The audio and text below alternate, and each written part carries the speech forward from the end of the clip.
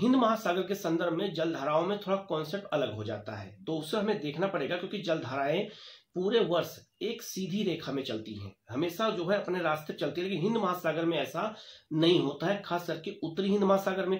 जरा आप मैप देखिएगा तो उत्तरी हिंद महासागर में अगर आप देखेंगे तो जो आपका मानसूनी हवाएं होती हैं, दक्षिण पश्चिम मानसूनी हवाएं और उत्तर पूर्वी मानसूनी जो हवाएं होती हैं, वो जलधाराओं को 6 महीने अलग दिशा में और 6 महीने अलग दिशा में बदल देती हैं। जरा आप मैप देखिएगा तो आप देखेंगे कि उत्तरी जो आपका हिंद महासागर है, जब मानसून आता है दक्षिण पश्चिम मानसून, तो जलधाराएं दक्षिण पश्चिम मानसून के प्रभाव के कारण जो आपका अरब सागर से बंगाल की खाड़ी की ओर चलती हैं। तो आप जो ब्लैक देख रहे हैं निशान, उसमें एरो देख रहे हैं, वो आपका दक्षिण पश्चिम मानसूनी जलधारा का है। लेकिन अगर हम बात करते हैं जब मानसून उत्तर पूर्वी मानसून आता है, ठीक है, तो उत्तर पूर्वी मानसून की वजह से बंगाल की खाड़ी की ओर से जलधाराएं चलने लगती हैं अरब सागर की ओर। तो जो व्हाइट कलर का एरो दिख रहा है वो उत्तर पूर्वी मानसूनी जलधाराओं का है। तो हिंद महासागर एक ऐसा ही जो है महासागर है जहां पर जलधाराएं वायु के अनुसार बदल जाती हैं। ये अपने आप पे एक अलग इंपॉर्टेंट क्वेश्चन बनता है कि ऐसा कौन सा महासागर है जहां पर जलधाराएं वायु के अनुसार बदल जाती हैं। तो वो आपका उत्तरी हिंद महासागर है, आप इसको अच्छे से देख लीजिएगा।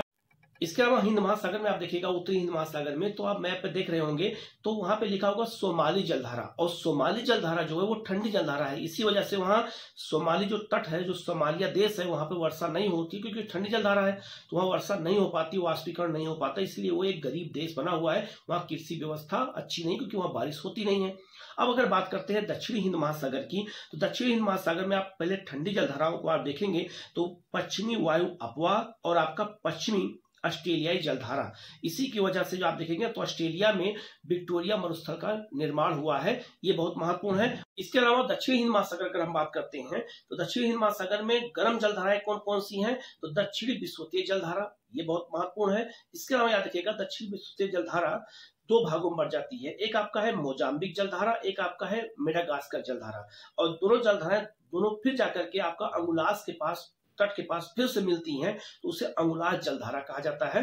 ये बहुत महत्वपूर्ण पॉइंट है, इसको आप अच्छे से याद रखिएगा। तो उत्तरी और दक्षिणी हिंद महासागर में कौन कौन जलधाराएं ठंडी हैं, कौन सी गर्म है, इनको जानना बहुत जरूरी है। तो आप मैप पर देख रहे होंगे ठंडी जलधाराएं कौन कौन सी है हिंद महासागर में, तो आप देखेंगे पश्चिमी ऑस्ट्रेलिया जलधारा, सोमालिया जलधारा और आपका पश्चिमी वायु अपवाह, ये आपका ठंडी जलधारा है। और गर्म जलधाराओं की अगर बात किया जाए तो अंगुलास जलधारा, मोजाम्बिक जलधारा, मेडागास्कर जलधारा और दक्षिणी विषुवतीय जलधारा, ये क्या है, ये गर्म जलधाराएं हैं हिंद महासागर में। तो ये बहुत महत्वपूर्ण पॉइंट है, इसको आप अच्छे से याद रखिएगा क्योंकि ऐसे ही क्वेश्चन आपसे एग्जाम में पूछे जाते हैं।